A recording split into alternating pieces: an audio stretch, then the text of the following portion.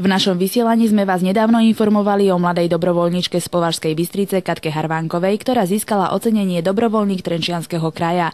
Jej činnosť sa rozhodlo oceniť aj mesto. Tak my veľmi pozorne sledujeme aktivity mladých dobrovoľníkov.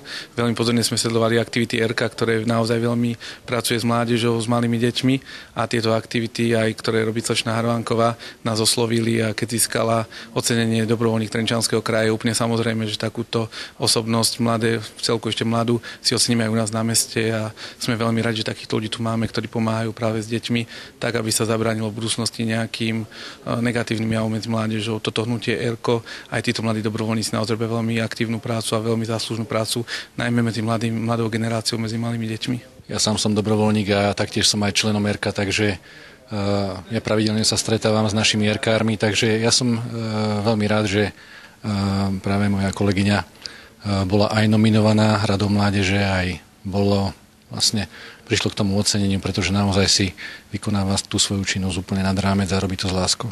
Mladá považsko-bystričanka sa venuje viacerým dobrovoľníckym činnostiam, jej srdcovou záležitosťou je však ERKO, hnutie kresťanských spoločenstiev detí. Tam vlastne hlavne pomáhame pri výchove a takom neformálnom vzdelávaní detí na zrelé kresťanské osobnosti.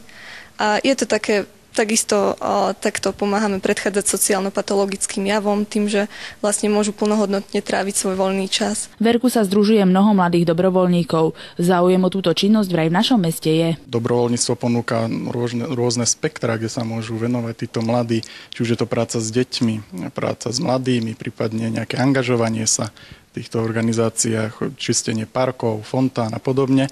A myslím si, že Považská Bystrica je na tom celkom dobre. Stretávam sa aj s inými zástupcami miest a myslím si, že v Považskej Bystrici je to na veľmi dobrej úrovni. Ty si v podstate Katku v tej dobrovoľníckej činnosti tak povediac vychoval, bol si takým jej tutorom. Ako vlastne vnímaš to, že to takto ďaleko dosiahla a že aj tu jej činnosť ocenili? Ja to hodnotím veľmi pozitívne a som veľmi nadšený. A som aj rád aj za celé ERKO, že v podstate túto cenu mohla získať v rámci ERKA, lebo ERKO tu má aj veľmi dobré postavenie v meste Považská Bystrica.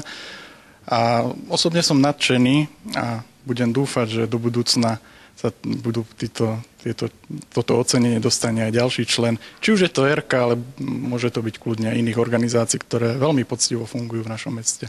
Ocenenie mesta potešilo aj mladú dobrovoľníčku. Je to podľa mňa veľmi pekné gesto od mesta, od pána primátora. Naozaj si veľmi vážim, že takýmto spôsobom aj dal najavo, že si teda váži tú dobrovoľnícku prácu. Je to naozaj veľmi pekné. Prestať sa venovať dobrovoľníckym aktivitám sa mladá považsko-bystričanka nechystá. Ako vraví, dobrovoľníctvo je krásna činnosť a znamená zvoliť si dobro.